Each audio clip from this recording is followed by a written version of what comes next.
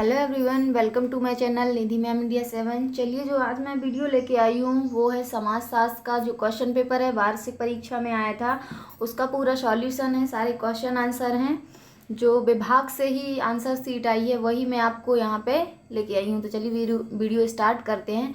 जैसे first question था हमारा, भारत में पहली राष्ट्रीय जनसंख्या नीति किस सन में घोषित की गई? तो इसका करेक्ट आंसर है सन 1976 को।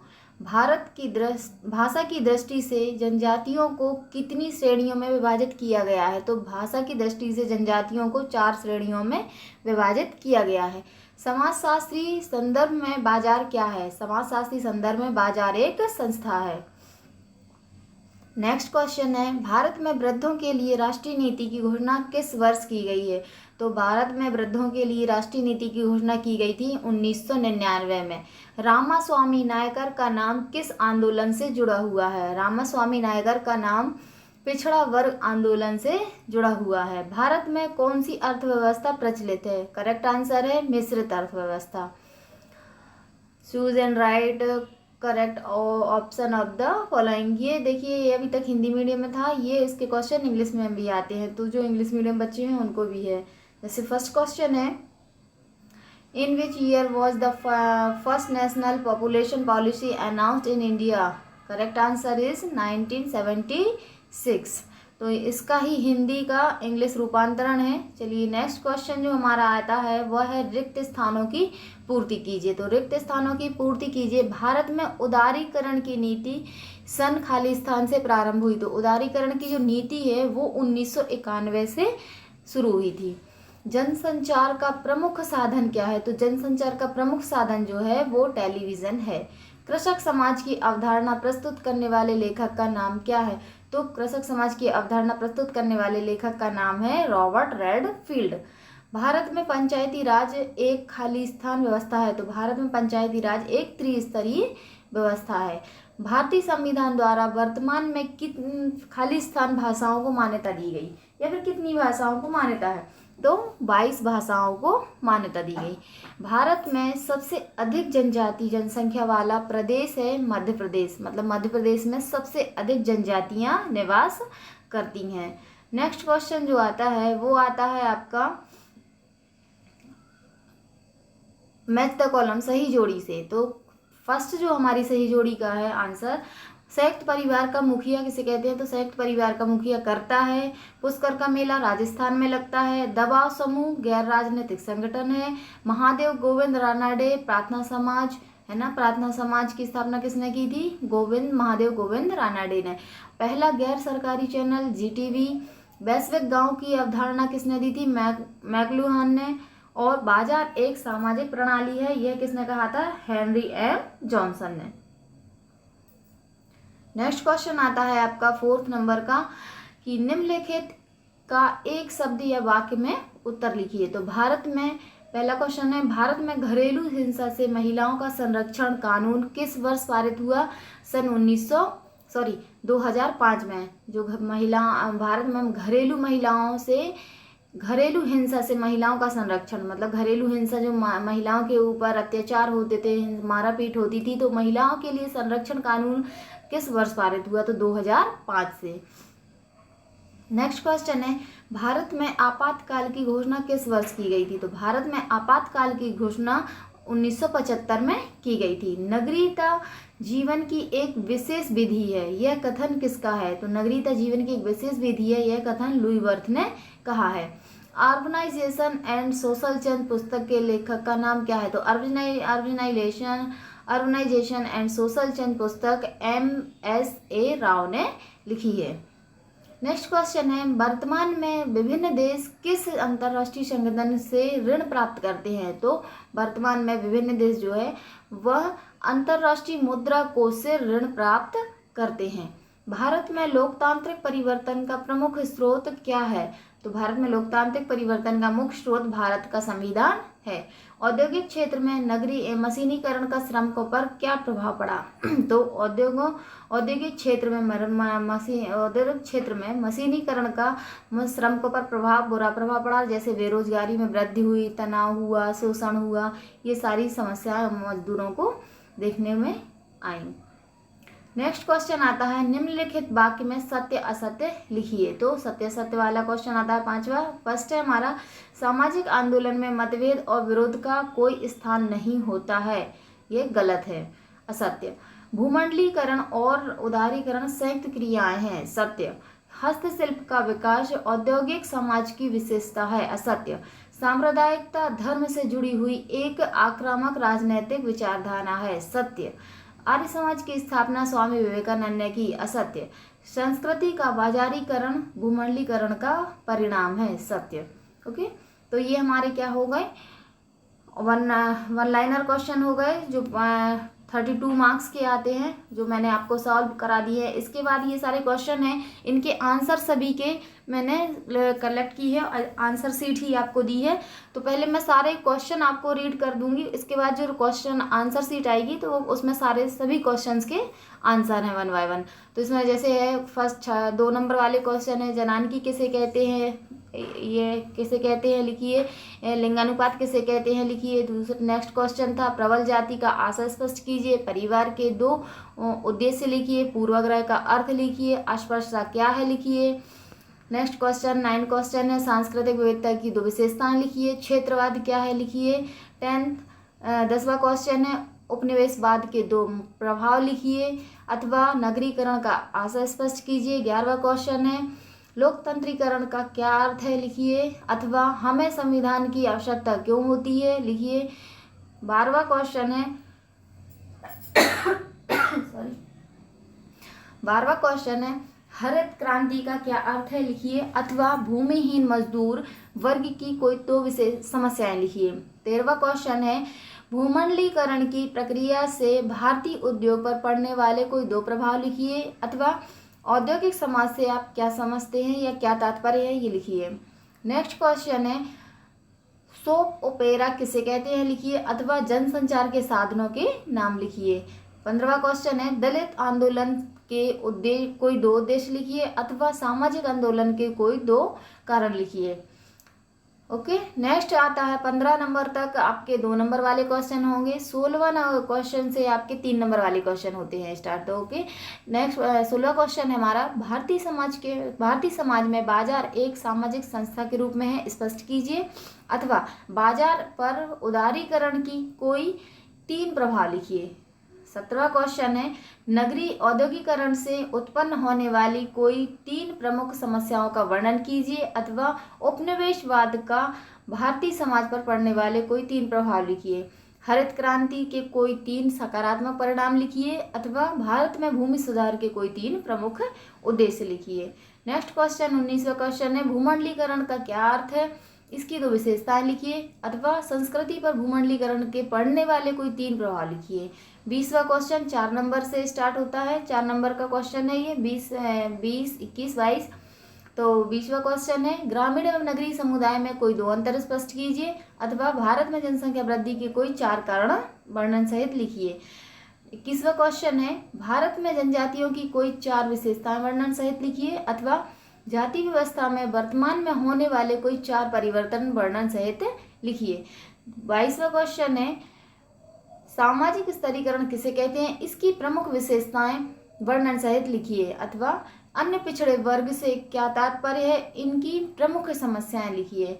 23वां क्वेश्चन है श्रमिक आंदोलन किसे कहते हैं, इसकी प्रमुख विशेषताओं का वर्णन कीजिए अथवा निम्नलिखित पर लघु टिप्पणी लिखिए। कृषक आंदोलन और महिला आंदोलन। ओके, ये सारे आपके क्वेश्चन है। इसके बाद आपकी आंसर शीट आती है हायर सेकेंडरी मुख्य परीक्षा 2024 समाजशास्त्र। टोटल क्वेश्चन आपके 23 हैं। 3 घंटे का पेपर होता है, maximum 80 marks. Total page printed page 12 है। तो देखिए ये सही विकल्प जो हमने आपको बताए थे उसी में हमने जो 1 लाइनर थे उसी में टिक कर दिए थे, तो आप देख सकते हैं उनसे सबसे मिला सकते हैं क्वेश्चन पेपर को। ये सभी 1 लाइनर हैं। ओके, 1 लाइनर के बाद आपका 2 नंबर से हमें स्टार्ट करना था कि 2 नंबर का क्वेश्चन क्या था। तो देखिए जो 2 नंबर का क्वेश्चन था हमारा, ओके स्टार्ट करते हैं।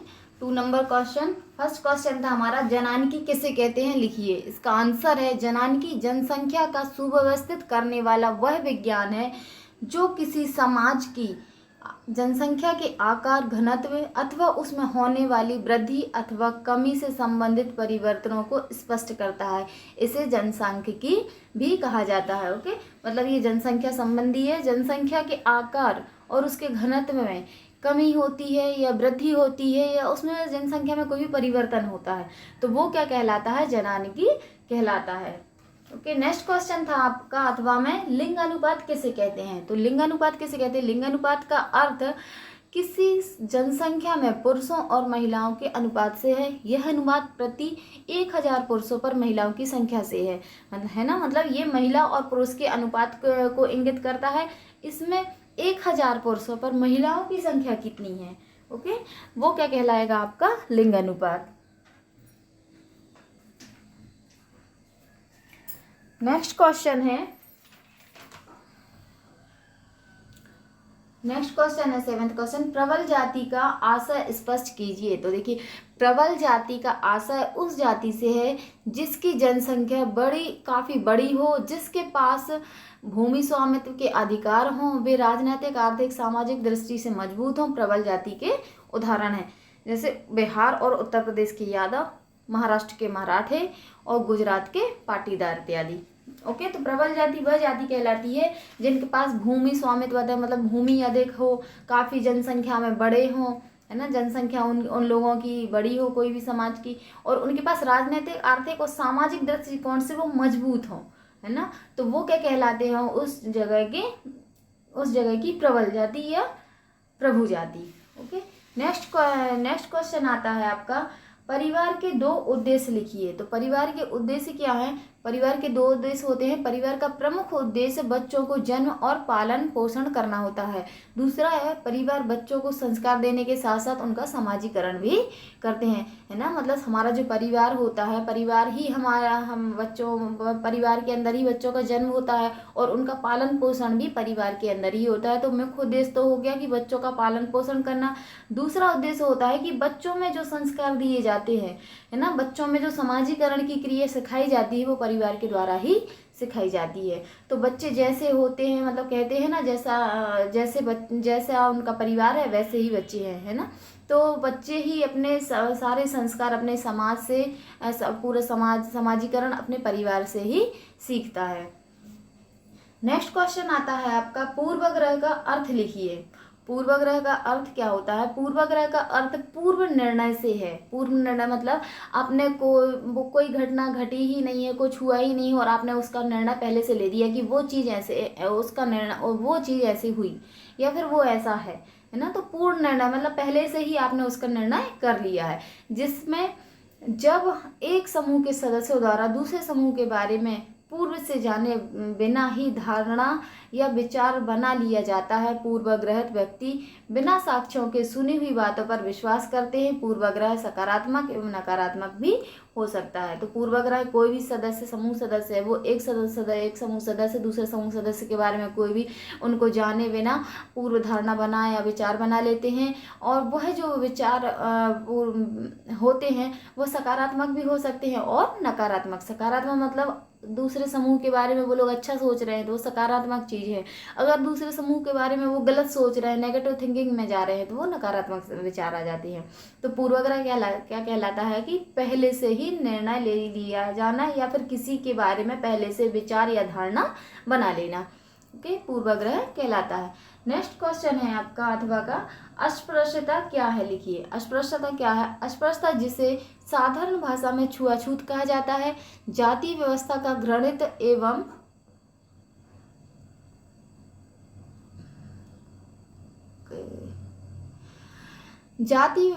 घृणित एवं दूषित विचार है। इस सामाजिक प्रथा जिसके द्वारा निम्न जातियों के सदस्य कर्मकांडी दृष्टि से इतने अपवित्र समझे जाते हैं कि घरे केवल छूने भर से लोगों की अपवित्र या प्रदूषित कर देते हैं। अछूत जातियां सामाजिक पैमाने पर बड़ी सबसे नीचे की श्रेणी में आती हैं और अधिकांश सामाजिक संस्थाओं से बाहर रखी जाती हैं। तो अस्पृश्यता क्या कहलाता है? साधारण भाषा में इसको छुआछूत बोलते हैं। मतलब एक व्यक्ति उच्च जाति का निम्न जाति के लोगों से क्या करता है? छुआछूत करता है। अगर उनके छू लेने से वो अपने आप को अपवित्र समझने लगता है, दूषित समझने लगता है ना। और समाज में जो इस तरह से कृत्य होते हैं वो एक अमान्य कृत्य हैं और अधिकांश सामाजिक संस्थाओं से उन्हें ऐसे बाहर रखा जाता है। ओके, नेक्स्ट क्वेश्चन आपका आता है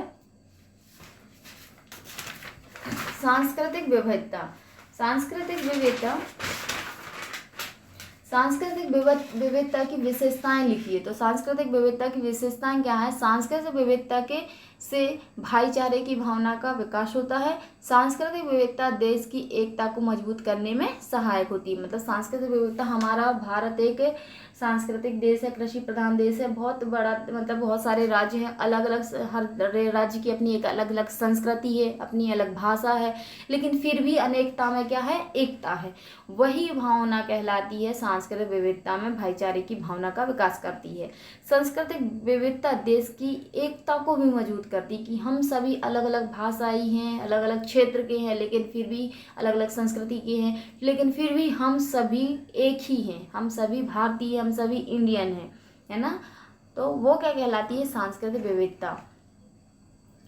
नेक्स्ट क्वेश्चन था अथवा का, क्षेत्रवाद क्या है? लिखिए। तो क्षेत्रवाद एक खास क्षेत्रीय पहचान के लिए प्रतिबद्ध एक विचारधारा है जो भौगोलिक क्षेत्र के अलावा भाषा, सजीवता आदि अन्य विशेषताओं पर आधारित होती है। क्षेत्रवाद में व्यक्ति अपने ही क्षेत्र के हितों को प्राथमिकता देते हैं। ठीक है, क्षेत्रवाद क्या होता है कि एक ऐसी विचारधारा होती है जिसमें कोई भौगोलिक क्षेत्र होता है जो किसी भाषा को लेके या सजातीयता को लेके या कोई अन्य क्षेत्र को लेके एक विशेषता आधारित होता है, और उस क्षेत्र के लोग वो अपने आप को अन्य क्षेत्रों की अपेक्षा अपने आप को प्राथमिकता देते हैं कि हम श्रेष्ठ हैं। ओके, वो क्या कहलाता है? क्षेत्रवाद।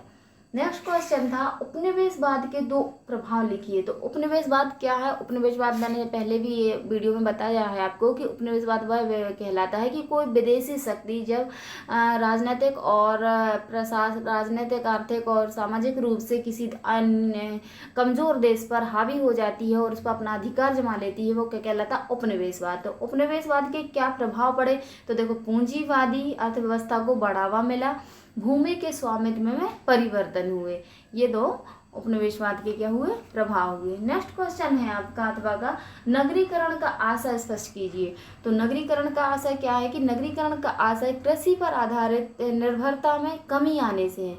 नगरीय क्षेत्रों का भौतिक रूप से विस्तार या उसके क्षेत्रफल, जनसंख्या आदि में वह बेतहाशा वृद्धि से है। ग्रामीण क्षेत्रों के लोगों का शहरों में जाकर रहना और रोजगार करना नगरीकरण कहलाता है ना। नगरीकरण से तात्पर्य है कि लोग क्या करते हैं? भौतिक रूप से विस्तार और क्षेत्रफल, जनसंख्या की आदि बेतहाशा वृद्धि है। मतलब वहाँ पे जो जनसंख्या होती है नगरों में, वहाँ पे जनसंख्या वृद्धि पाई जाती है ग्रामों की अपेक्षा, और लोग प्रवास करते हैं गांवों से नगरों की ओर क्योंकि उनको रोजगार की तलाश होती है। नेक्स्ट क्वेश्चन है आपका, लोकतंत्रीकरण का क्या अर्थ है? लिखिए। लोकतंत्रीकरण राजनीतिक व्यवस्था का वह विशेष रूप जिसमें शासन जनता के द्वारा चुने गए प्रतिनिधियों द्वारा जनसाधारण से के सामान्य हित में किया जाता है। लोकतंत्र में सत्ता का विकेंद्रीकरण और लोगों को अधिक से अधिक शक्ति प्रदान की जाती है। इसमें जनता अपना हित न होने की स्थिति में विरोध प्रकट कर सकते हैं। ओके, तो लोकतंत्रीकरण क्या कहलाता है कि जनता द्वारा जनता का शासन होता है जनता के लिए, है ना। इसमें अगर जनता अपना हित ना हो, अगर कोई उनका विरोध कर रहा है, जो मतलब हित ना कर रहा है, तो उसके विरोध में वो विरोध प्रकट कर सकती है। ये क्या कहलाता है? लोकतंत्र। नेक्स्ट क्वेश्चन था आपका अथवा का, हमें संविधान की आवश्यकता क्यों होती है? लिखिए। किसी भी देश की समूची व्यवस्था के संचालन के लिए हमें लिखे संविधान की आवश्यकता होती है जिसमें सरकार और नागरिकों के बीच विश्वास व समन्वय होता है, जो सरकार व जनता को कानूनी शक्तियां प्रदान करता है। समाज व देश की सामूहिक भलाई के लिए हमें संविधान की आवश्यकता होती है ना। कोई भी देश है जैसे हमारा एक कोई विद्यालय होता है, उसके संचालन के लिए हमारे क्या होते हैं, हमारे शिक्षक होते हैं, हमारे प्राचार्य होते हैं, उनके ऊपर वीवीओ होते हैं, पीडीओ होते हैं, फिर जेडी सर होते हैं, फिर आयुक्त में होते हैं, फिर मंत्री गण होता है ना, हमारी गवर्नमेंट होती है। तो इसी तरह से हर देश की क्या है, एक लिखित संविधान होता है, और उस लिखित संविधान के अकॉर्डिंग ही हमारे देश पर क्या किया जाता है, कानून और शक्तियाँ प्रदान की जाती हैं। और समाज और देश की भलाई के लिए संविधान की आवश्यकता होती है। नेक्स्ट क्वेश्चन है हरित क्रांति का क्या अर्थ है। 12वां क्वेश्चन है, लिखिए। तो हरित क्रांति क्या है? हरित क्रांति सबसे पहले तो खाद्यान्न फसलों से संबंधित क्रांति है। हरित शब्द खेतों की हरियाली से संबंधी है। ओके, क्या है? हरित क्रांति जो है हरियाली से संबंधित है, जबकि क्रांति का अर्थ परिवर्तन से है ना। हरित का मतलब हो गया हरियाली, और क्रांति का मतलब हो गया परिवर्तन। तो जब नई नई तकनीकों के उपयोग और सघन खेती के द्वारा विभिन्न फसलों से कृषि उत्पादन में तेजी से वृद्धि होती है, तब इस दशा को हम हरित क्रांति कहते हैं। मतलब जो हमारी खेती है ना, खाद्यान्न फसलें हैं या खेती है, जब आज नई नई तकनीकों के उपयोग से उन फसलों में अचानक से क्या हो जाएगी, तेजी से उत्पादन में वृद्धि होगी, है ना, तो उसे हम क्या कहते हैं, हरित क्रांति कहते हैं। हरित क्रांति कृषि व्यवस्था में अधिक अच्छा और अधिक अन्न उपजाने का आंदोलन है। हरित क्रांति फसल की अधिक उत्पादकता, कीटनाशकों और खादों तथा किसानों के लिए अधिक उपयोगी है। नेक्स्ट क्वेश्चन था भूमिहीन मजदूर वर्ग की कोई 2 समस्याएं लिखिए। तो भूमिहीन मजदूर वर्ग की 2 समस्याएं। भूमिहीन मजदूरों के पास भूमि के अधिकार नहीं होते हैं। भूमिहीन मजदूर वर्ग का आर्थिक शोषण भी किया जाता है। भूमिहीन सही समझ आना कि भूमि के बिना, विहीन, भूमि से विहीन, वह मजदूर जिनके पास खुद की स्वयं की भूमि नहीं होती है ना, तो वो एक तो उनका खुद का भूमि पे अधिकार नहीं होता है, दूसरी वह उस किसी दूसरे की या अन्य किसी की जमीन पर वो मजदूरी करते हैं, तो उनका वहाँ पे क्या है, शोषण भी होता है। तो ये आपके भूमिहीन मजदूर के वर्ग के 2 समस्याएं हो गई। नेक्स्ट क्वेश्चन है भूमंडलीकरण की प्रक्रिया से भारतीय उद्योगों पर पड़ने वाले कोई 2 प्रभाव लिखिए। तो भूमंडलीकरण की प्रक्रिया से भारतीय उद्योगों पर पड़ने वाले 2 प्रभाव निम्न हैं। पहला है भारतीय उद्योग विदेशी निवेश के लिए खोल दिए गए तथा विदेशी कंपनियों ने भारतीय उद्योगों का अधिग्रहण करना शुरू कर दिया। द्वितीय है आपका भारतीय दुकानों पर विदेशी वस्तुएं आसानी से उपलब्ध होने लगी जो पहले नहीं थी। ये भूमंडलीकरण है, मतलब विदेशी भूमंडलीकरण मतलब पूरे विश्व की जो कंपनियां हैं वो एक दूसरे से क्या होने लगी, आयात निर्यात करने लगी, जिससे विदेशी वस्तुएं आसानी से उपलब्ध होने लगी जो पहले नहीं होती थी। नेक्स्ट क्वेश्चन है आपका औद्योगिक समाज से क्या तात्पर्य है, लिखिए। तो औद्योगिक समाज का तात्पर्य एक ऐसी व्यवस्था से है जिसमें लोगों की एक बड़ी संख्या अपनी आजीविका के लिए विभिन्न उद्योगों से संबंधित कार्यों पर निर्भर रहती है। औद्योगिक समाज में श्रम विभाजन और विशेषीकरण की प्रक्रिया लोगों के पारस्परिक संबंधों को प्रभावित करने का आधार होती है ना। औद्योगिक समाज क्या होता है, एक बड़ी संख्या अपनी आजीविका के लिए उद्योगों से संबंधित कार्यों पर निर्भर होती है। उद्योग क्या होते हैं जहां भारी मात्रा में मशीनों के द्वारा उत्पादन किया जाता है, और वहां पे जो विशेषीकरण होता है वो श्रम विभाजन और विशेषीकरण की प्रक्रिया लागू होती है। तो औद्योगिक समाज वह समाज कहलाता है जो उद्योगों पर निर्भर रहता है। नेक्स्ट क्वेश्चन है आपका सोप ओपेरा किसे कहते हैं, लिखिए। तो सोप ओपेरा ऐसी कहानियां हैं जो धारावाहिक रूप में से दिखलाई जाती हैं, वे लगातार चलती हैं, अलग अलग कहानियां समाप्त हो सकती हैं और भिन्न पात्र प्रकट और गायब होते रहते हैं, पर स्वयं सोप का तब तक कोई अंत नहीं होता जब तक कि उसे प्रसारण होने से रोका नहीं जाता। सोप ओपेरा के कार्यक्रम में संगीतपूर्ण नृत्य वाटिका के रूप प्रसारण किया जाता है। जिससे दर्शक नियमित रूप से कार्यक्रम देखते हैं व जानते हैं तथा चरित्रों से और उनके जीवन के अनुभवों से परिचित हो जाते हैं। तो सोप ओपेरा कहा जाए तो एक सीरियल टाइप का है, एक छोटी छोटी सी कहानियाँ हैं, धारावाहिक हैं, धारावाहिक के रूप में दिखाए जाते हैं, जो अलग अलग कहानियाँ होती हैं और उनकी कहानियाँ समाप्त होती है और नेक्स्ट कहानी उसके बाद ही स्टार्ट हो जाती है। तो उसमें पात्र भी आपने देखे होंगे कि अलग अलग होते हैं, वो कभी गायब हो जाते हैं, फिर बाद में फिर आ जाते हैं, है ना। एक कहानी खत्म हुई तो दूसरी कहानी स्टार्ट हो जाती है। तो कहा जाए तो ये धारावाहिक के रूप में दिखलाई जाती हैं, जिसमें संगीतपूर्ण या नृत्य वाटिका के रूप में प्रदर्शन या प्रसारण किया जाता है। नेक्स्ट क्वेश्चन है जनसंचार के साधनों के नाम लिखिए। तो जनसंचार के साधन के नाम कौन कौन से? जनसंचार का साधन वह संसाधन कहलाता है जिससे हम अपने विचारों और अपनी अभिव्यक्तियों को व्यक्त करते हैं, उनका आदान प्रदान करते हैं। जैसे हम कैसे कर सकते हैं? रेडियो से भी हमें समाचार सुनने को मिलते हैं, टेलीविज़न, समाचार पत्र पत्रिका, इंटरनेट है, मोबाइल है, टेलीफोन है, ये क्या है? हमारे जनसंचार के साधन हैं।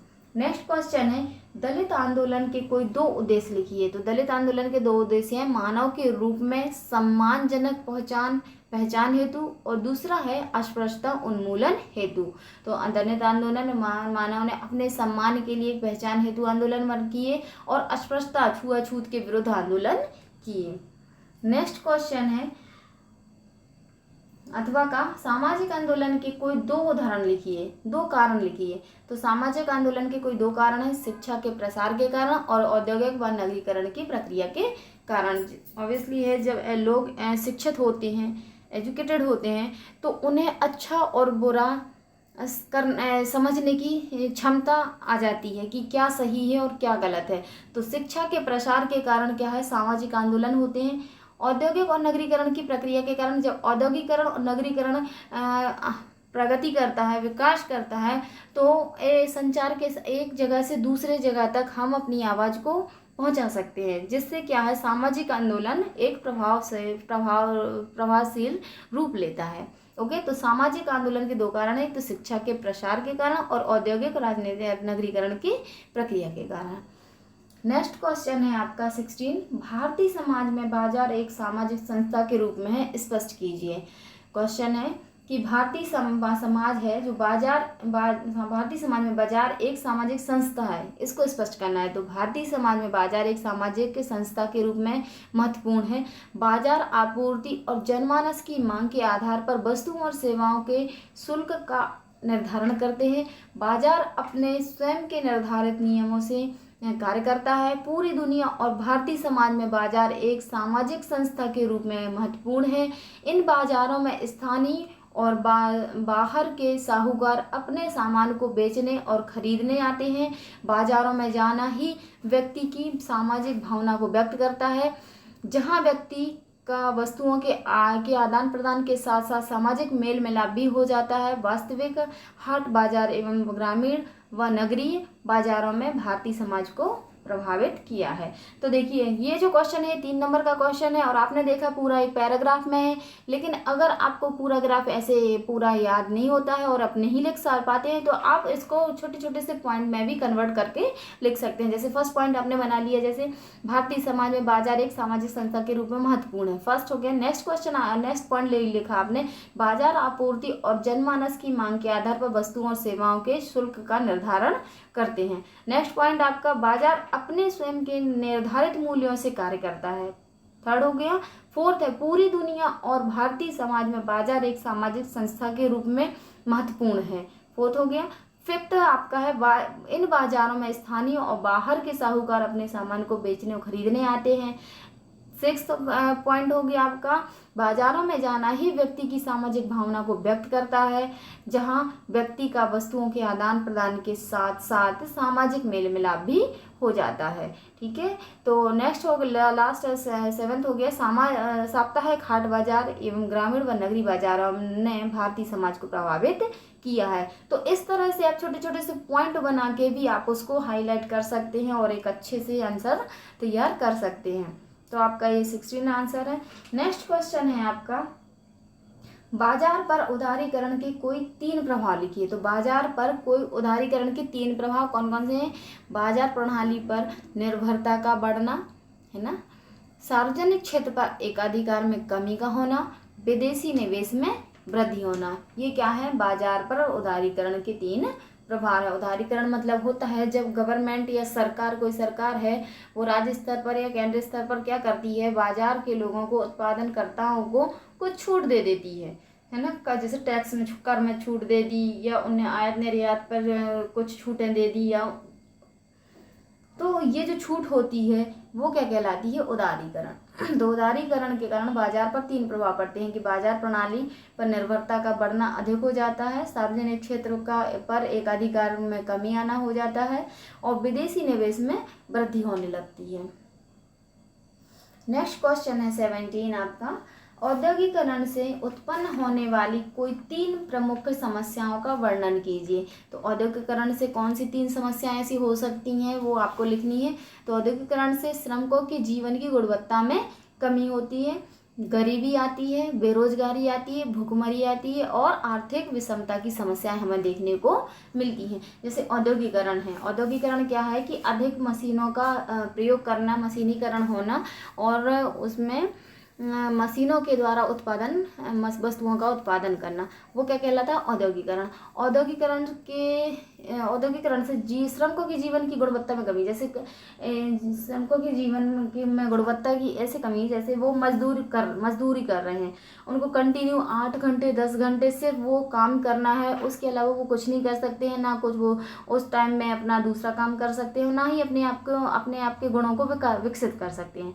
तो वो क्या है, वहाँ पे मजदूरों के जीवन की जो गुणवत्ता है उनमें कमी आती है। गरीबी आपको देखने को मिलेगी कि जो काम मजदूरों को करना है, करना चाहिए, वो काम मशीनें कर रही हैं, तो वहाँ पे आपको गरीबी और बेरोजगारी भी देखने को मिलेगी, क्योंकि जहाँ पे 4 लोगों का काम है वहाँ पे आप 2 ही लोग कर रहे हैं, क्योंकि 2 मजदूरों का काम मशीन ही कर रही है, तो बेरोजगारी भी बढ़ेगी, भुखमरी बढ़ती है ना, आर्थिक विषमता आती है। तो ये सारी चीज़ें क्या है? हमें औद्योगिकरण से होने वाली समस्याएं हैं। नेक्स्ट क्वेश्चन अथवा का है कि उपनिवेशवाद का भारतीय समाज पर पड़ने वाले कोई 3 प्रभाव लिखिए। तो भारतीय समाज पर पड़ने वाले 3 प्रभाव हैं: आधुनिक विचारों से परिचय, रूढ़िवादी और विचारों की समाप्ति, और स्वदेशी जनता का शोषण। ये वाले आपके उपनिवेशवाद के विचार हैं। तो हम एक तरह से हम ये भी कह सकते हैं कि उपनिवेशवाद जब आया था हमारे भारतीय समाज रहा है, तो हमारे भारतीय समाज पर पॉजिटिव और नेगेटिव दोनों टाइप के विचार आए हैं, मतलब दोनों टाइप के प्रभाव हमने को देखने को मिले हैं, कि सकारात्मक प्रभाव भी देखने को मिले हैं और नकारात्मक भी। तो जैसे आधुनिक विचारों से परिचय, तो ये एक सकारात्मक विचार है ना, कि हमें क्या है, आधुनिक पद्धतियों का से परिचय कराया गया, हमें विदेशों में जो चीज़ें उत्पन्न हो रही है वो हमारे देशों में भी उत्पन्न होने लगी है ना। तो आधुनिक विचारों से परिचय हुआ, रूढ़िवादी विचारों की समाप्ति हुई। रूढ़िवादी विचार मतलब बहुत सारी ऐसी रूढ़िवादी प्रथाएं थी जो समाज के लिए नुकसानदायक थी, हानिकारक थी, तो उन रूढ़िवादी विचारों की समाप्ति हुई और एक नए विचार का जन्म हुआ। स्वदेशी जनता का शोषण, ये एक नेगेटिव थॉट है कि स्वदेशी जनता का शोषण हुआ। जब उपनिवेशवाद कोई भी आता है, कोई भी अन्य देश हमारे देश पर कब्जा कर लेता है, अपना प्रशासन चलाता है, अधिकार कर लेता है, तो ऑब्वियसली हमारे स्वदेश के लोगों का शोषण होता है, क्योंकि वो उन स्वदेशी लोगों को क्या करते हैं, नीचे दिखाने की कोशिश करते हैं और अपने आप को उत्कृष्ट मानते हैं। तो स्वदेशी जनता का शोषण होता है। तो आपको सकारात्मक और नकारात्मक दोनों प्रभाव देखने को मिलते हैं उपनिवेशवाद के कारण। ओके, नेक्स्ट क्वेश्चन है, हरित क्रांति के कोई 3 सकारात्मक परिणाम लिखिए। तो हरित क्रांति मैंने बताया इसके पहले जो क्वेश्चन आया था कि हरित क्रांति क्या है, तो हरित क्रांति खाद्यान्न से संबंधित है। अब इसके सकारात्मक परिणाम क्या हुआ कि अधिक उत्पादन वाले प्रजाति के बीजों को बोया जाने लगा, मतलब कि उत्पादन बहुत अधिक बढ़े, कम बीजों का यूज हो और उत्पादन अधिक हो, है ना। तो ऐसी प्रजातियों के बीजों को लाया गया मार्केट में और उनको ही बोया गया। उत्पादकता बढ़ाने हेतु रासायनिक उर्वरकों का उपयोग होने लगा, मतलब कि उत्पादन बढ़ाने के लिए क्या किया, उर्वरकों का यूज़, खाद वगैरह जो डाला जाता है, उर्वरक रासायनिक होते हैं, तो रासायनिक खादों का या उर्वरकों का प्रयोग होने लगा। कृषि का यंत्रीकरण होने लगा। पहले जो कृषि होती थी वो क्या होती थी, बैलों के द्वारा, हल के द्वारा, मतलब प्राकृतिक साधनों के द्वारा होती थी। अब क्या है, अब मशीनीकरण आ गई है भैया। कटाई होनी तो पहले कटाई मजदूर करते थे, अब क्या है, मशीन आ गई है तो एक घंटे में या कुछ ही मिनटों में पूरा खेत क्या कर देता है, मशीन क्या करती है, फसलों को कट कर देती हैं और डायरेक्ट हमारी फसल तैयार होके आ जाती है घर पे। ओके, तो यंत्रीकरण होने लगा, मतलब मशीन, नई नई प्रकार की मशीनें आई जिसका कृषि पर टाइम जो अधिक स्पेंड होता था वह कम हुआ। कृषि संसाधन संस्थानों की स्थापना हुई। कृषि अनुसंधान संसाधनों की मतलब कि कृषि से संबंधित कौन कौन सी ऐसी खामियां हैं जिनको दूर करते हुए हम कृषि में अधिक और उत्पादन कर सकते हैं, तो ये अनुसंधान संस्थानों की स्थापना हुई। जैसे आपकी मिट्टी में कौन से तत्वों की कमी है, कौन से उर्वरक इसमें डाले जाएं जिससे उत्पादकता बढ़े, है ना, कौन सी इस मिट्टी में कौन सी फसलें अधिक आप उगा सकते हैं। तो ऐसे कई अनुसंधान भारत में स्थापित हुए हैं जो कृषि को और कृषि की उत्पादकता बढ़ाने में हमारी सबकी हेल्प करते हैं। ओके, नेक्स्ट क्वेश्चन है, भारत में भूमि सुधार के कोई 3 प्रमुख उद्देश्य लिखिए। तो नेक्स्ट आंसर है इसका, भारत में भूमि सुधार के कोई 3 प्रमुख उद्देश्य निम्नलिखित हैं। पहले शोषण का अंत, कृषि बिचौलियों की समाप्ति, कृषि उत्पादन में वृद्धि और सामाजिक न्याय। तो भूमि सुधार जब हुए तो इनके उद्देश्य यही था कि शोषण का अंत करना है हमको, मतलब मजदूरों का, किसानों का, जिनका भी भूमि से संबंधित शोषण होता था उसका शोषण अंत हो जाए, उनका शोषण ना हो। कृषि बिचौलियों की समाप्ति, मतलब जो बीच में बिचौलिया होते थे, मतलब मान लीजिए किसी जमींदार के पास खेती है, किसी के पास बहुत सारी खेती है, तो उसमें बिचौलिए बीच में हो जाते थे। वो क्या करते थे, मध्यस्थता का काम करते थे। मजदूरों, किसान और जमींदार के बीच में जो बीच का काम करते थे वो बिचौलिया कहलाते थे, है ना। तो वो बिचौलियों की समाप्ति हुई, कृषि उत्पादन में वृद्धि हुई, सामाजिक न्याय, है ना। ये तीनों प्रमुख उद्देश्य हमारे भूमि सुधार के थे। नेक्स्ट क्वेश्चन है आपका 19 क्वेश्चन है, भूमंडलीकरण का अर्थ एवं इसकी 2 विशेषताएं लिखिए। तो भूमंडलीकरण का अर्थ विभिन्न देशों के बीच आर्थिक, सामाजिक तथा राजनीतिक संबंधों की परस्पर निर्भरता से है। भूमंडलीकरण की विशेषताएं, एकीकरण, व्यवहारों में समस्या, तकनीकी योग्यता और कुशलता में वृद्धि, संस्कृति का आदान प्रदान। ओके, ये भूमंडलीकरण की क्या है, परस्पर संबंध है, निर्भरता है। भूमंडलीकरण की विशेषता की एकीकरण हुआ, पूरे देश, मतलब विश्व में जितने भी देश हैं उनके बीच में आयात निर्यात हुआ, आर्थिक, राजनीतिक, सामाजिक संबंध बने जिसके कारण सभी देश में एकता की भावना आई। दूसरा, व्यवहारों में समस्या, है ना। फिर तकनीकी योग्यता और कुशलता में वृद्धि हुई, हमने दूसरे देश की टेक्नोलॉजी अपने देश में ली, अपने देश की टेक्नोलॉजी उनको दी, तो उसमें भी कुशलता में वृद्धि हुई। संस्कृति का आदान प्रदान हुआ, दूसरे देशों की संस्कृति हमने अपनाई और हमारे देश की संस्कृति दूसरे देशों ने अपनाई, तो संस्कृति का आदान प्रदान हुआ। तो ये क्या कहलाता है, भूमंडलीकरण की विशेषताएं। नेक्स्ट क्वेश्चन है आपका अथवा संस्कृति पर भूमंडलीकरण के पड़ने वाले कोई 3 प्रभाव लिखिए। तो संस्कृति पर भूमंडलीकरण के कौन से 3 प्रभाव पड़े। तो स्थानीय संस्कृति में परिवर्तन, जैसे वेशभूषा, खान पान इत्यादि, है ना। पहले के ज़माने में हमारे यहाँ आपने देखा हो कि पहले जो हमारा भारत देश था वो पुरुष सिर्फ धोती कुर्ता ही पहनते थे और कुर्ता परगनी वगैरह पहनते थे, बट अब जीन्स आ गए, टी शर्ट आ गई, शर्ट आ गई, है ना। महिलाओं की वेशभूषा भी बदल गई, ठीक है। तो ये जो हमारी संस्कृति में पहनावा को लेके परिवर्तन आया है वो क्या कहलाता है, संस्कृति में वेशभूषा और खान पान में परिवर्तन, है ना। खान पान में भी हम अब चाइनीज का खाते हैं, मोमोज खाते हैं, हॉट डॉग खाते हैं, पिज़्ज़ा खाते हैं, केक खाते हैं, ये सारी क्या है, हमने दूसरे देशों की संस्कृति का खान पान है अपनाया है, ठीक है। और हमारे देश के जो दाल चावल थे, सब्जी रोटी थी, गक्कड़ भरता था, ये अन्य देशों में खाया जा रहा है। तो हमारी संस्कृति उनने अपनाई और उनकी संस्कृति हमने अपनाई। वैश्विक सभ्यता का विकास, वैश्विक सभ्यता का मतलब पूरे विश्व की सभ्यता, सभी सभ्यताओं में क्या हुआ, विकास हुआ। विश्व स्तर पर सामाजिक मूल्यों का विकास हुआ, तनाव में वृद्धि हुई, सौंदर्य प्रसाधन एवं स्वास्थ्य उत्पादकों से संबंधित उद्योगों में अत्यधिक वृद्धि हुई। प्रतिस्पर्धात्मक कार्यक्रमों का आयोजन भी प्रमुख प्रभाव है। तो ये सारी चीज़ें जो हैं हमारे भूमंडलीकरण के कारण संस्कृति पर पड़ी हैं। और सौंदर्य के प्रसाधन और तनाव में वृद्धि कहा जाए कि तनाव में वृद्धि इसलिए है कि हम अब टेक्नोलॉजी भी बहुत स्पीड से चल रही है, तो तनाव में वृद्धि लोगों में देखा, अरे उसके पास इतना है, उसके पास इतना है, तो अपने आप को तनाव से ग्रस्त कर लेते कि नहीं नहीं हमें ऐसा वैसा, मतलब बहुत सारी ऐसी टेंशन ले लेते हैं। जबकि जो पुराने लोग हमारे जो पूर्वज थे उनमें तनाव बिल्कुल नहीं होता था, बस उनका साधारण सिंपल जीवन रहता था और वह बहुत हंसी खुशी से व्यतीत करते थे।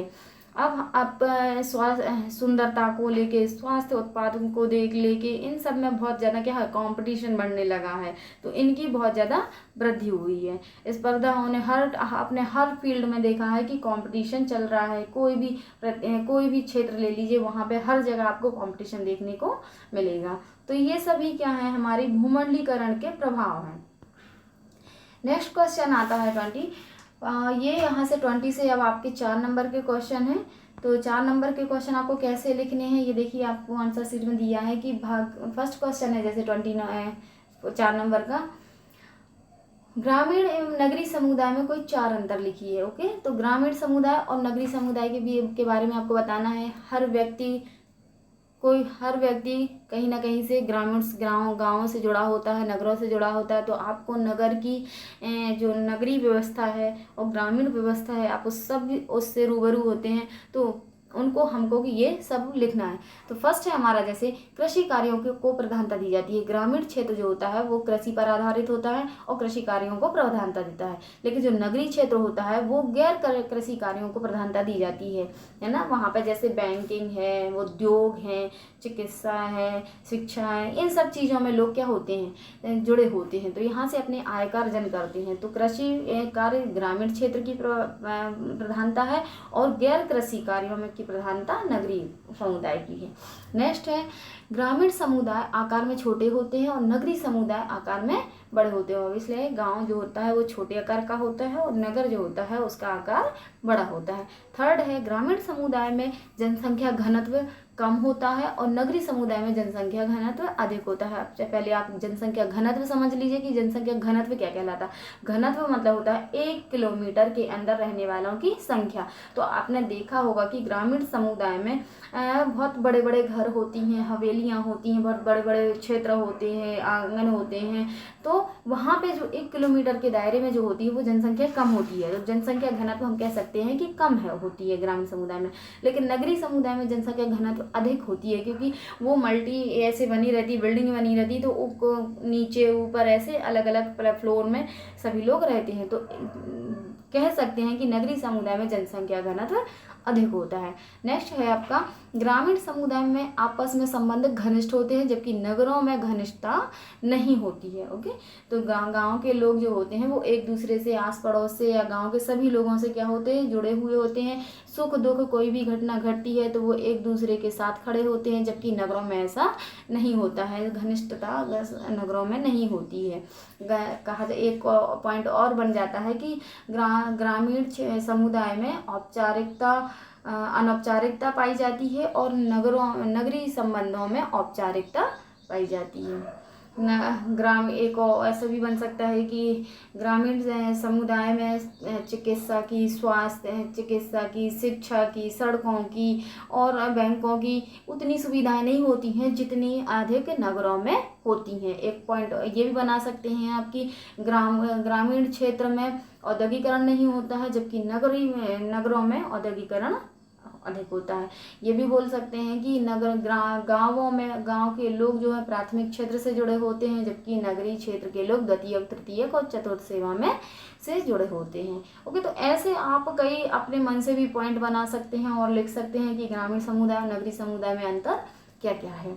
नेक्स्ट क्वेश्चन है आपका भारत में जनसंख्या वृद्धि के कोई 4 कारण लिखिए। अब आपका क्वेश्चन आया कि भारत में ऐसे कौन से कारण हैं जिनसे हमारे देश की जनसंख्या बढ़ रही है दिन प्रतिदिन। ओके, तो आपने देखा है कि भारत जो है विश्व में चीन के बाद सबसे बड़ी जनसंख्या वाला देश है, जबकि हमारा क्षेत्रफल चीन से बहुत छोटा है।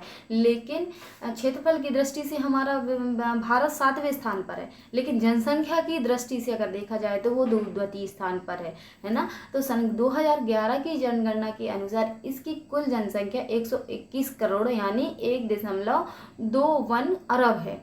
भारत में जनसंख्या वृद्धि के कोई 4 कारण इस प्रकार हैं कि मृत्यु दर में गिरावट, है ना। चिकित्सा की सुविधाओं, स्वास्थ्य की सुविधाएं हमको जब मिल जाती हैं तो ऑब्वियसली है कि मृत्यु दर में कमी आ जाती है। तो मृत्यु दर में गिरावट के कारण जनसंख्या बढ़ती है। उच्च जन्म दर है ना, मतलब पहले जो लोग मतलब जिनकी उच्च जन्म दर मतलब जल्दी जिनकी डेथ हो जाती थी, तो अब डेथ नहीं होती क्योंकि हमें स्वास्थ्य की सुविधाएं मिल गई हैं। तो वही हमारा क्या उच्च जन्म दर होगी है, मतलब अधिक उम्र तक लोग जीवन जीते हैं। अशिक्षा है ना, अशिक्षा के कारण भी जनसंख्या बढ़ती है। भैया लोगों को नहीं पता है कि अधिक जनसंख्या मतलब अधिक संतानों को उत्पत्ति करने से ऐसा नहीं है कि हमारी जो जीवन की आय है आय भी बढ़ेगी, है ना। लोगों में पहले क्या था कि एक घर में एक परिवार में एक ही माता पिता से 7-7, 8-8, 10-10 संतानें जन्म लेती थी, लेकिन अब गवर्नमेंट ने रूल निकाल दिया है कि सिर्फ 2 ही संतान आप घर में कर सकते हैं। तो ये है अशिक्षा के कारण, लोगों में जागरूकता न होने के कारण जन्म दर बढ़ती है। कम आयु में विवाह हो जाना, है ना। जब कम आयु में विवाह हो जाते हैं तो ऑब्वियसली है कि जल्दी ही संतानोत्पत्ति होती है और वो जनसंख्या वृद्धि में अपनी भूमिका अदा करती है। अंधविश्वास है ना, अंधविश्वास के कारण भी क्या है, लोगों को अगर बोल दिया नहीं अगर ज़्यादा उम्र हो जाएगी तो आपकी शादी नहीं होगी, या कुछ भी ऐसे अंधविश्वास फैला दिए जिसके कारण क्या हो कम उम्र में भी शादी करवा दी जाती है। और अंधविश्वास के कारण भी क्या हो जाते हैं, जनसंख्या वृद्धि का एक कारण बनता है। उष्ण जलवायु, जहाँ पर उष्ण जलवायु होती वहाँ भी जनसंख्या अधिक होती है। बेहतर चिकित्सीय सुविधा है ना, चिकित्सीय सुविधाओं के कारण जनसंख्या वृद्धि होती है। उच्च जन्म दर बोल सकते हैं, है ना। प्रवास बोल सकते हैं, प्रवास के कारण भी एक स्थान से दूसरे स्थान पर प्रवास कर जाना, तो वहाँ की जनसंख्या भी वृद्धि हो जाती है। तो ये सारे कारण हैं जिनसे जनसंख्या वृद्धि होती है। नेक्स्ट क्वेश्चन है, भारत में जनजातियों की कोई 4 विशेषताएं वर्णन सहित लिखिए। भारत की जनजातियों की कोई 4 विशेषताएं लिखनी है। तो जनजाति एक आधुनिक शब्द है जो ऐसे समुदाय के लिए प्रयुक्त होता है जो बहुत पुरानी है और उनको उपमहाद्वीप के सबसे पुराने निवासी भी कहा जाता है। तो जो जनजाति वह लोग होते हैं जो जंगलों में निवास करते हैं या समाज से थोड़ी हट के निवास करते हैं। उनकी रहन सहन, उनकी संस्कृति कुछ अलग ही होती है। वो क्या कहलाते हैं, उनके रूप रंग, है ना, शरीर की बनावट भी आपने देखा होगा समाज से थोड़ी सी हल्की अलग होती है। तो ये क्या कहलाती है, जनजाति कहलाती है। इनकी विशेषताएं जो होती हैं, एक निश्चित भूभाग, ये इनका एक निश्चित भूभाग होता है जहाँ ये निवास करते हैं। इनकी अलग संस्कृति व रीति रिवाज होते हैं। अंतर विवाह को मान्यता देते हैं, मतलब अपनी ही जाति में, अपनी ही जनजाति में ये लोग क्या करते हैं, विवाह संपन्न कराते हैं। तो ये अंतर विवाह को मान्यता देते हैं। प्रकृति के पूजक होते हैं, प्रकृति की पूजना करते हैं, जैसे सूर्य देव है, वृक्ष हैं, नदियां हैं, है ना। ये प्रकृति की क्या करते हैं, पूजा करते हैं। जनजातियों के समूह छोटे आकार के होते हैं, इनका समूह ज़्यादा बड़ा नहीं होता है, छोटा सा आकार ही समूह होता है। दूरस्थ क्षेत्रों में निवास करते हैं, समाज से दूर के थोड़े से दूरस्थ क्षेत्रों में निवास करते हैं। जंगल की उपयोगी वस्तुओं का संग्रहण कर उपयोग करते हैं। मोस्ट ऑफ जो लोग होते हैं ये जंगलों पर ही डिपेंड होते हैं और जंगल से जो भी उपयोगी वस्तुएं होते हैं उनका संग्रह करके उनका उपयोग करते हैं। तो ये सारी क्या है, जनजातियों की विशेषता है। नेक्स्ट क्वेश्चन जो आता है आपका, जाति व्यवस्था में परिवर्तन में होने वाले कोई 4 परिवर्तन वर्णन सहित लिखिए। तो जाति व्यवस्था में वर्तमान में होने वाले कोई 4 परिवर्तन कौन कौन सा? अस्पृश्यता में कमी, है ना। हमारे संविधान में ये लिखा गया है कि कोई भी व्यक्ति किसी भी धर्म का, किसी भी जाति का, किसी भी समाज से छुआछूत नहीं कर सकता। तो अस्पृश्यता में कमी हुई है, भेदभाव में कमी हुई है, शिक्षा के स्तर में सुधार हुआ है, आर्थिक विकास हुआ है, शहरीकरण, नगरीकरण हुआ है, पश्चिमीकरण और आधुनिकीकरण। ये सभी चीज़ें हमने जाति व्यवस्था में देखी हैं जो हमारी परिवर्तित हुई हैं। नेक्स्ट क्वेश्चन आता है, सामाजिक स्तरीकरण किसे कहते हैं, इसकी प्रमुख विशेषताएं वर्णन सहित लिखिए। तो देखिए सामाजिक स्तरीकरण मैं बताया, आपको पहले ही बता चुकी हूँ कि सामाजिक स्तरीकरण क्या होता है, स्तर होता है। समाज में आपको निम्नता और उच्चता का स्तर देखने को मिलता है। समाज में सभी लोग समान धन वाले नहीं होते हैं, समान आयु वाले नहीं होते हैं, समान आर्थिक, राजनीतिक और सांस्कृतिक गतिविधियों को संपन्न कराने वाले नहीं होते हैं। सबकी क्या है, एक अपनी अपनी अपना एक अलग एक स्तर होता है, तो उसको ही बोलते हैं क्या, सामाजिक स्तर। तो देखिए चलिए पढ़ते हैं कि इसमें क्या लिखा है कि समाज की वह व्यवस्था जो एक समाज में लोगों का वर्गीकरण उच्चता व निम्नता के क्रम में श्रेणीबद्ध करती है, इसी प्रक्रिया को सामाजिक स्तरीकरण कहा जाता है। इसकी प्रमुख विशेषताएं हैं समाज का विभाजन, आवश्यक प्रक्रिया, सार्वभौमिकता, प्राचीन व्यवस्था, असमानता का प्रतीक, समाज द्वारा समर्थन। ओके, ये सभी क्या है, सामाजिक स्तरीकरण की विशेषताएं हैं।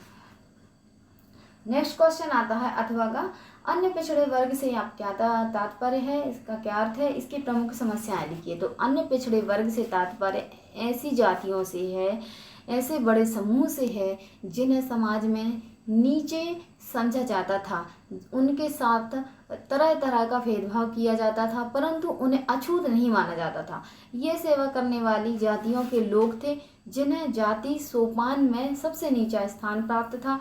भारत के संविधान में इन्हें सामाजिक व शैक्षणिक रूप से पिछड़े होने के कारण अन्य पिछड़े वर्ग कहा जाता है। जैसे इनकी समस्याएं थी, रोजगार की समस्या थी इनके पास, जीवन जीने का स्तर इनका निम्न था, संगठन का अभाव था, दयनीय सामाजिक स्थिति और शिक्षा की कमी थी।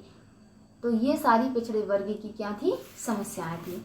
नेक्स्ट क्वेश्चन जो आता है, और next question and last question आपका वो है श्रमिक आंदोलन किसे कहते हैं, इसकी प्रमुख विशेषताओं का वर्णन कीजिए। तो श्रमिक आंदोलन का अर्थ मजदूरों द्वारा किए गए संगठित प्रयासों से है। जो श्रमिक आंदोलन होता है, श्रमिक मतलब होता है मजदूर, है ना, तो मजदूरों के द्वारा संगठित रूप से जो प्रयास किए जाते हैं वो क्या कहलाते हैं, श्रमिक आंदोलन, जिन्हें वे अपनी दशाओं को सुधारने हेतु करते हैं। इस आंदोलन का संचालन श्रमिकों द्वारा ही किया जाता है। इन आंदोलन के माध्यम से वे अपने ऊपर होने वाले शोषण व दमनकारी नीतियों का विरोध करते हैं। श्रमिक आंदोलन की विशेषताएं, है ना, तो श्रमिक आंदोलन आपने समझ लिया होगा कि श्रमिक आंदोलन मजदूरों के द्वारा किया गया एक संगठित प्रयास है। ये क्या करते हैं कि ये सभी मजदूर इकट्ठे होकर अपनी दशाओं या फिर अपने अधिकारों के लिए इकट्ठे होते हैं और उनके अपने मालिक के विरोध क्या करते हैं, एक विरोध आंदोलन करते हैं। और श्रमिकों द्वारा ये संचालन श्रमिकों द्वारा ही किया जाता है। इनका मुख्य उद्देश्य जो होता है वह शोषण और दमनकारी नीतियों का विरोध करना होता है। इनकी विशेषताएं होती हैं, जो श्रमिक आंदोलन की विशेषता है, शोषण से मुक्ति, मतलब उनका जो शोषण हो रहा है वो उससे मुक्ति पाना चाहते हैं। श्रमिक वर्ग के हितों की रक्षा, मतलब श्रमिक वर्ग के जो हित हैं उनकी रक्षा की जाए। श्रमिक जीवन स्तर में सुधार हेतु जागरूकता, उनका जीवन स्तर अच्छा हो। श्रमिक आंदोलन की भिन्न भिन्न प्रकृति, पारिश्रमिक में वृद्धि हेतु और मजदूर संगठन में एकता। तो ये सभी क्या है, श्रमिक आंदोलनों की विशेषता है। नेक्स्ट क्वेश्चन एंड लास्ट अथवा क्वेश्चन है इसका, निम्नलिखित पर लघु टिप्पणी लिखिए, कृषक आंदोलन एवं महिला आंदोलन। तो कृषक आंदोलन में क्या कहा गया है कि भारत के कृषक आंदोलन औपनिवेशिक काल के पहले से ही हो रहे हैं। अधिकांश कृषक आंदोलन भूमिपतियों, नौकरशाहों, साहूकारों, पुलिस व सेना द्वारा किसानों के शोषण के विरुद्ध किए जाते हैं। अत्यधिक वर्षा, बाढ़ और कोहरा के कारण फसलों का जो नुकसान होता था उसकी मांग पूर्ति हेतु किसान आंदोलन भी करते थे। फसलों का उचित दाम न मिलने की स्थिति में भी आंदोलन किया जाता था। तो कृषक आंदोलन वह आंदोलन कहलाता था जो किसान जो होते थे अपने अधिकारों और अपने अधिकारों के लिए जो आंदोलन किए जाते थे वह आंदोलन कृषक आंदोलन कहलाते थे। कि मतलब जो भी है, जैसे उनकी फसलों का उचित दाम ना मिलना, उसके विरोध में उन्होंने आंदोलन कर दिया। उनकी फसल नष्ट हो गई बाढ़, कोहरा या वर्षा से, तो उसकी मांग पूर्ति के लिए आंदोलन करना, ठीक है। साहूकारों या बिचौलियों से के शोषण के विरुद्ध आंदोलन करना। तो ये सारे आंदोलन जो भी हुए हैं वो क्या कहलाते हैं, कृषक आंदोलन कहलाते हैं। नेक्स्ट आता है महिला आंदोलन। महिला आंदोलन सदी के प्रारंभ में राष्ट्रीय तथा स्थानीय स्तर पर महिला संगठनों की वृद्धि हुई है। औपनिवेशिक काल में भी महिलाओं ने आंदोलन जैसे महिलाओं के ऊपर हिंसा, दहेज तथा कानूनी परिवर्तन, भूमि व रोजगार में अधिकार तथा लैंगिक प्रताड़ना के विरुद्ध आंदोलन किए। शिक्षित महिलाएं भी आंदोलन में हिस्सा लेती हैं। कई भारतीय महिलाएं जैसे महारानी लक्ष्मीबाई, सुभद्रा कुमारी चौहान, कस्तूरबा गांधी ने आज़ादी के आंदोलन में हिस्सा लिया व प्रतिनिधित्व भी किया। सन 1970 के दशक में महिला आंदोलन का नवीनीकरण हुआ। भारत में कई सामाजिक व राजनीतिक कारणों से महिलाएं आंदोलन करती रही हैं। तो महिलाओं की स्थिति को कैसे ऊपर लाया जाए, कैसे पुरुषों के बराबरी उनको हक मिले और कैसे उन पर जो जो भी उनके वो शोषण किया जाता है, उनके विरुद्ध हिंसा की जाती थी, उन सभी से मुक्ति के लिए उनको क्या किया जाए, एक आंदोलन किया जाए। तो ये सारी चीज़ें क्या कहलाती हैं, महिला आंदोलन। आई होप कि आप सभी को ये वीडियो अच्छा लगा होगा। ये वार्षिक परीक्षा 2024 का समाजशास्त्र का पेपर है, सेट ए है ये। इसके मैंने सारे question answer with answer sheet के आपको दिए हैं। तो आई होप कि आप सबको अच्छा लगा होगा वीडियो। सभी बच्चे जो भी 12th में आए हैं या फिर पढ़ रहे हैं या जिनका विषय समाजशास्त्र है या जो भी आगे बच्चे समाजशास्त्र को लेकर तैयारी करना चाहते हैं, चाहे वो ग्रेजुएशन में हो, एमए में हो या फिर अन्य कॉम्पिटिशन उसमें हो, तो वो सभी स्टूडेंट्स के लिए ये वीडियो बहुत यूज़फुल है। तो सभी बच्चे इस वीडियो को अच्छे से देखिए, पढ़िए और जहाँ तक जिन बच्चों को इनकी इससे हेल्प मिल रही है उन तक ये शेयर कीजिए। चलिए नेक्स्ट वीडियो में इसके बाद लाऊंगी जो भी, तो मैं आपको बता दूंगी। इसके लिए आप सब लोग मेरे वीडियो को लाइक कर लीजिए, सब्सक्राइब कर लीजिए। Thank you so much.